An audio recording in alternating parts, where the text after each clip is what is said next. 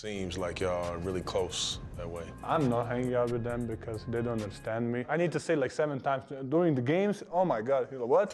What? What? I'll be in the game, I'll be calling play, he'll be like, huh? I'm like, bro, just go over there. Jamal Murray was a key contributor in the Denver Nuggets 2022-23 championship run. Despite the Nuggets being a great team in the previous couple of years, they were missing that one piece that was needed to make some serious noise in the league. That piece was Jamal Murray, who, despite being a Denver Nuggets player ever since he got drafted, was out of the roster due to a torn ACL. Murray made a heroic comeback on the courts, had an amazing 2022-23 campaign, and was rewarded with the ultimate accomplishment, becoming an NBA champion. Let's see what some of his peers think of the Blue Arrow. Murray's been a standout talent ever since his Grand River High School days. At the age of just 18, Murray got called up to attend training camp with Team Canada. This was Murray's first training camp with the senior team, and he managed to impress his fellow Canadians, one of them being the then Rookie of the Year, Andrew Wiggins. Wiggins was one of the most hyped-up players, but it was Jamal Murray who stole the show at that training camp. Wiggins opened up about his huge impression from Jamal Murray, who didn't take long to show off his skill set. He's definitely the next big thing from Canada. If you didn't know who he was, you would think that he was our age. He's doing a great job at Kentucky. Well, it's safe to say that Wiggins was right on this one, as Jamal Murray had a stellar season as a Wildcat, averaging 20 points, 5 rebounds, and 2 assists, as well as knocking down 40% of his shots from behind the three-point line. Kentucky got knocked out by Indiana in the second round, but this season by Murray was enough for him to get drafted as the 7th overall pick in the 2016 NBA draft.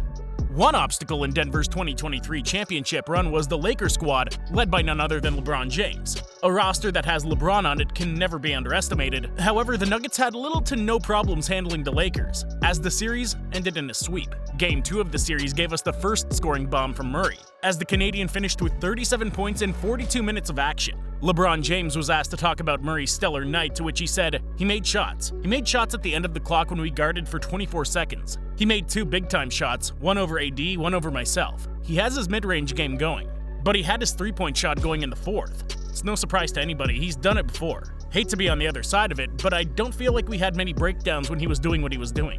He made shots, and sometimes it's just a make-or-miss league. I feel like we were really good defensively, and so it just sucks that those 5 threes in the 4th definitely killed us."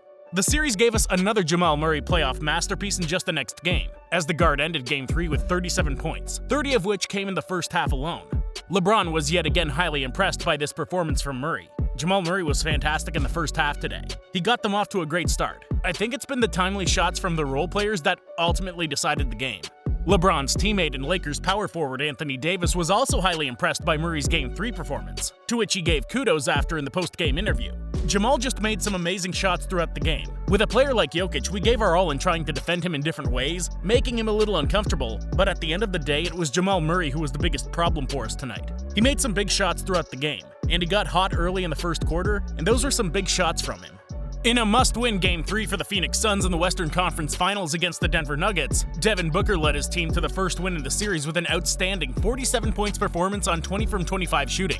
On the other side, Jamal Murray led all Nuggets players with 32 points, which gave all Kentucky fans a little moment of pride. The clash between the two ex-Wildcats was something to behold. Devin Booker gave huge props to Jamal Murray in the post-game interview. "It's very competitive," Booker said of his relationship with Murray. "It's high respect for each other. I missed him being out on the court as he was recovering from ACL surgery, missing a lot of time in rehab, but seeing him back healthy and being able to compete again at the highest level, I'm just happy for him." Jamal Murray is an amazing player, but he's not the Nuggets' primary go-to guy because one of his teammates happens to be a back-to-back regular season most valuable player, and the Finals MVP as well. Nikola Jokic is one of the greatest centers, and maybe even players of all time. Jokic and Murray combined to be one of the deadliest duos in all of basketball, and that was proven once again on the biggest stage, the NBA playoffs. After a blowout Game 1 victory over the Timberwolves in the first round of the Western Conference playoffs, NBA legend and Inside the NBA analyst Charles Barkley asked Jokic if he thinks that Jamal Murray, who's Denver's second best player, is back at 100% from a confidence standpoint. To be honest, sometimes Jamal is our number 1 player. That's the good thing about our team, is that there's no ego on this team, and we don't have a problem if sometimes someone else is stepping up. We don't have a problem with that, and that makes us a great team. The two have developed outstanding chemistry and are building off of each other's games. After a Game 4 win over the Miami Heat in the NBA Finals, Nikola praised Murray for guiding the team to that point, bringing the Nuggets the closest they've ever been to an NBA championship. I think that's where you see his growth and maturity. I think he was amazing today. Of course, some nights you miss, some nights you make, but he's our leader and we're following him. If somebody knows the stress that Jamal Murray's gone through during the times when he was injured, that's Warriors guard Klay Thompson. The mental weight of being isolated, the physical toll of rehab itself, and the awful perspective of having to watch helplessly as your team is fighting without you, that's, in Klay's own words, the worst feeling as a competitor. The Nuggets faced the Warriors in the 2022 playoffs, and unfortunately for Jamal Murray, he had to watch his team get swept from the bench. There were a lot of people saying that Murray doesn't want to play and help the Nuggets, to which Jamal replied on Twitter, "Y'all don't think I want to be out there? Huh? Crazy. I want to be out there, I just can't." Klay was told of Murray's message in an interview prior to Game 3, to which he said, "It's just unfair to him, man. What is it, less than a year? And you're thrown into a playoff series? You can't simulate that. It was hard enough to simulate a regular season game. I couldn't even imagine not playing basketball for a year and then being thrown into a situation where you're down in the playoffs. It's just, I feel for him, man." Fans are kind of unrealistic. They don't realize how much it takes to build back your muscle to be able to compete at this level. This is the best basketball in the world. You don't want to put your whole future at risk just because of a win right now. To look at him differently because he's not back yet is just unfair. He's only, 25? What are we doing here? When Murray scored his then career-high 48 points against the Celtics, he got the Celtics squad furious when he tried to go for 50 with the game already decided. Then Boston Celtic Kyrie Irving tossed the ball into the stands after Murray gunned a late three-pointer. Jaylen Brown, who was one of the Celtics' main guys, talked about Murray's performance before the next Nuggets and Celtics matchup in the next season. He didn't take Murray's move as a sign of disrespect and didn't even talk about it, but he sure hoped that the Celtics would be able to prevent a similar outcome. I don't think he's going to. Well, I think defensively we're a different team than we were last year. I think we're more connected, we're more resilient. If someone scores a basket, we don't drop our head or anything. So I think we're going to come out and give him different looks and try to slow them down. Jamal wasn't necessarily my matchup last time we played him, but still, when a guy scores 50 points or whatever, it's something you remember. He's a really good player. Every game is a different challenge, and playing one of the top teams in the West is one of the bigger challenges today. We all know how good Murray and the Nuggets are.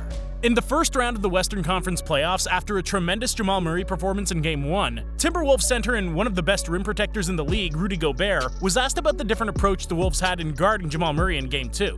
Jamal Murray still had a 40-point performance as he was simply unstoppable throughout the game, but Rudy Gobert had an optimistic take for the Timberwolves. I mean, I'm not going to lie, he had to work for what he got. If that's what he's going to get, he's going to have to work. First game of the series, we thought that he didn't have to work as much. In Game 2, he had to work. And we're going to keep making him work. And we're going to keep making the Nuggets work for anything they get, and we'll see how it goes. I mean, that's the playoffs. I think every game is going to be different, you know? I really like the way Ant came out tonight. Obviously, Murray hit a lot of tough shots in the second half. He did his thing. He's a big, strong, physical guard, so he's just who he is. Some nights he's going to be like that. He's going to score big numbers, and we just have to withstand it and try our best to hopefully shut him off earlier. We're going to make them work for anything they get.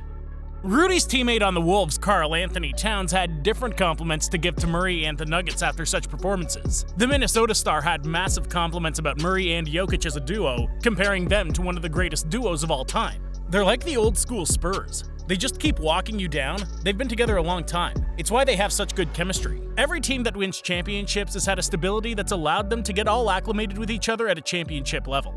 Draymond Green is one of those players that just enjoy watching and talking about the game of basketball. While watching and analyzing the 2023 playoffs, Draymond was highly impressed with the way Jamal Murray elevated his game during the postseason. Jamal Murray as a playmaker has been great. We all know that Jokic is an incredible playmaker, but Jamal Murray has made it in this series to where his shooting doesn't matter. In the games that he has shot, well, great. But there have been games where he hasn't shot well. And it didn't matter because he stayed so incredible as a distributor, 10+ assists in all 4 NBA Finals games so far, and to do it within the offense by doing simple plays, he's been making plays, making it happen.